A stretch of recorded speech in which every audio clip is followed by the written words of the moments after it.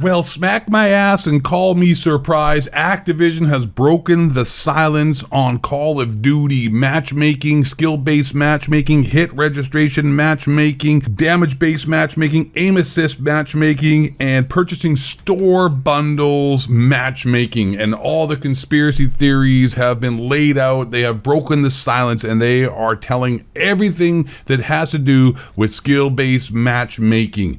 So let's get into all the stuff they said, all the stuff they broke down, and everything that has to do with skill-based matchmaking according to Activision, which, I mean, they say this is the truth. Do we believe them? Is it actual factual? Or is this just like another big corporation like Pfizer telling us one thing, but the facts are another? I'll let you be the judge of that. I'm going to present the facts here first of all, and I'm going to give you my take on it, which is probably the most superior Call of Duty game has done up and taken this whole community, since I'm probably the oldest dude who still plays Call of Duty and has been making Call of Duty videos for over 20 years, if you wanted to know.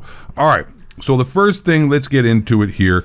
Matchmaking includes, this is all from Activision themselves. Everything I'm reading is quote unquote from Activision.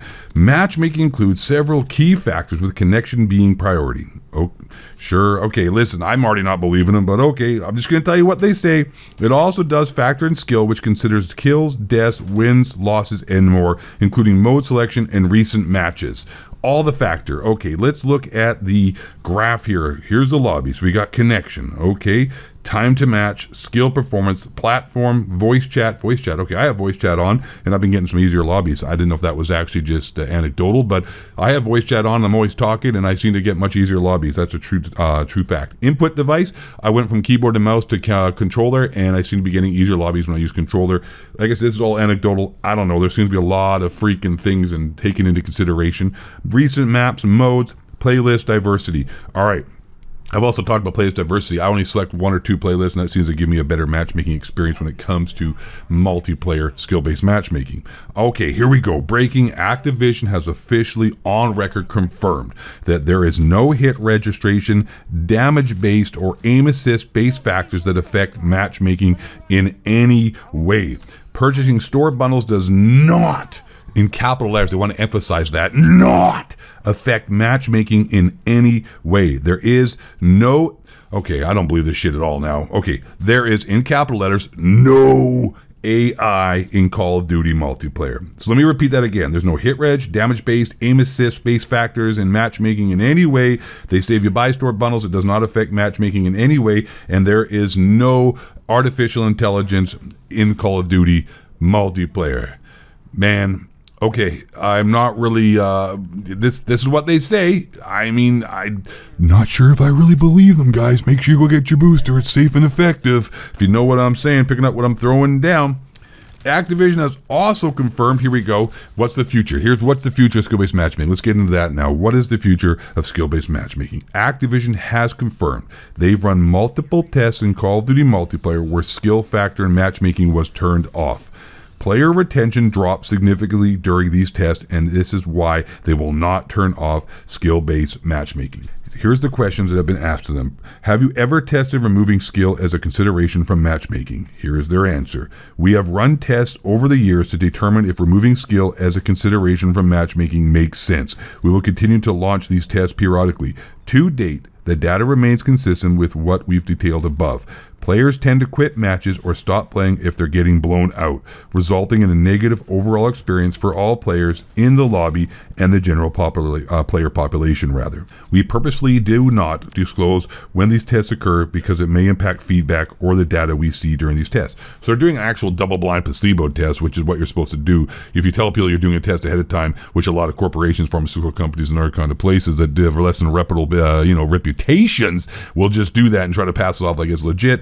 This is actually a good test, if they're being honest. Have you considered removing skill based from matchmaking in specific general multiplayer game modes? We have considered this in the past, and we will continue to examine if this idea makes sense as part of an experimental place or in specific modes. We have nothing to announce on that front today. Well, listen, man, so far they're saying everything you want to hear, but let me know, dudes. Let me know in the comments down below. Make sure let's have some communication here on this video. You guys picking up what they're throwing down? Are you buying this? Activision has also officially confirmed that content creators and streamers do not get any special treatment, in matchmaking in Call of Duty.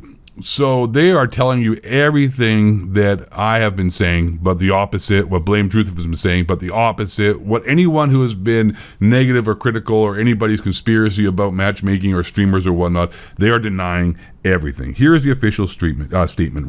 Do partners or content creators get special consideration in general matchmaking? No. Of course. Like, if they're going to admit that, though, like, hey, are you guys, using streamers to fake advertise and make the game look more fun than it is by giving them bot lobbies so they can destroy the competition and make it look like they're having such a great time? And then when you buy the game, you get destroyed by dudes slide canceling, using TTV in their name, with using MLG skins and scuff gaming controllers and VPNs, and, that's what they're doing. Let me just put it right there right now. Streamers do not get special consideration of matchmaking, but they reverse boost, and they also use VPNs and other ways to circumvent skill-based matchmaking. So maybe Activision's not doing anything, but for sure these streamers and gameplay YouTubers and whatnot are doing certain things to circumvent skill-based matchmaking that maybe Activision is not privy to and just doesn't care. But for sure, streamers are not playing the same lobbies that most of you are. They're playing against a bunch of retards. Let's just keep it real. Okay, keeping going. There's a lot of stuff here, guys. This is pretty freaking awesome. Activision has also confirmed that players in multiplayer who keep packing out of lobbies because they do not like the map selection just ends up hurting matchmaking, leaving less games available to play while the empty lobbies are trying to fill. Okay, that's great. We don't give a shit, buddy. We're not going to be playing these bullcrap lobbies. If the lobby game sucks, I'm backing out. I don't care. Figure it out. You're supposed to have 18 zillion million, the most played Call of Duty ever. There's a ton of people. You shouldn't have a problem populating lobbies. I'm not going to bother reading their official press release on that because I've just crumpled up into a ball and wiped my ass with it. Activision has acknowledged the feedback that higher skilled players are in quote-unquote sweaty, lobbies a lot, and are working to address those concerns with new matchmaking changes tests. Skill won't be removed 100% ever, though, as player retention is significantly impacted. So let me get this straight. What they're trying to say is that really bad players, if they're just shit packed in, they get upset and leave and don't come back. And if they make it closer and try to get those lobbies a little less skill-based, they stay longer. But they are sort of, in a roundabout way, contradict themselves because they're saying the really sweaty lobbies are not fun for people. So there seems to be like a two-class tier system of people playing Call of Duty. People that know how to play and people that subscribe to Nick Merckx and think that he's an alpha male, i.e. mentally challenged beta males. Okay, here's the official statement. We use player performance to ensure that the disparity between the most skilled player in the lobby and the least skilled player in the lobby isn't so vast that players feel their match is a waste of time. Our data on player outcomes clearly indicates that the inclusion of skill in Call of Duty multiplayer matchmaking process, as it currently stands, increases the variety of outcomes experienced by players of all skill levels. Bullshit. Every single lobby, when it's sweaty, the games are like the closest I've ever seen. There is not a variance. It's basically the same every single time. This is damage control nonsense. Nothing's going to change, in other words. Let's just keep it real here. 8 minutes of this video, all I'm hearing is that, what you think isn't really happening. We're doing the best we can. Our data tells us that we're doing the best, and if we change anything, things will get worse, so we're never actually going to change or fix anything. That's really what we're coming to the conclusion here. Maybe they said the sweaty lobbies for the really great players, which I'm not. I don't think I'm really that great. I'm better than like 90% of the people, but I'm not the freaking Zolander, aimbot, VPN, geo-hack until I get past the skill-based matchmaking to douchebags. We're not that kind of guy. Maybe those guys will be happier. I don't know. Let me continue on here. In other words, all players, regardless of skill level, are more likely to experience wins and losses more proportionately. Our data shows that when lower skill players are consistently on the losing end, they are likely to quit matches. We already talked about that, so I've already broken it down. I'm not going to bother repeating that.